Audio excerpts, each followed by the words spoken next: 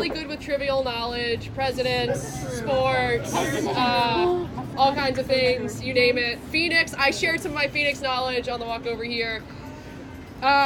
You could know Wody, you could know Ko, you could know the Teleper. There's a lot, you know him. Tonight, though, I wanted to talk about the generous and caring side of Cody that I don't know if gets recognized as much. So I've always known that all along because he's always been there because I'm the little one. And I have a lot of anecdotes about it, but the one that I was coming back to was one that happened after my own wedding, which was when Cody picked me and my husband up from the airport in D.C. after our honeymoon and drove us back to Charlottesville, where there had been a derecho, which I don't know if y'all are familiar with derechos, but basically it's just, everything goes wrong. There's a big storm. So the power was out all over Charlottesville. Cody proceeded to fall in our parents' swimming pool, fully clothed.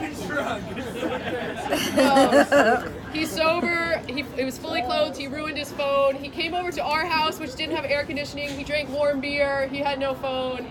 He spent the night. He never complained. So it was just, again, it was the kind, generous Cody that we all know, which is it was a really rough 24 hours for him.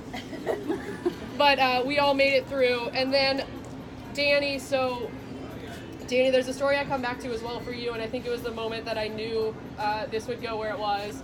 And it was when, 3.5 years ago when our daughter was born, we were living in Southern Virginia on a pig farm, and Danny and Cody drove there, which is it's a little off the beaten path. It was a little out there.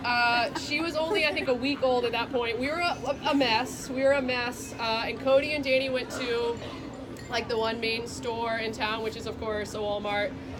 And they bought all the ingredients at the Walmart to make us fajitas and guacamole. And so it was that night that I saw, I'm all off my note cards.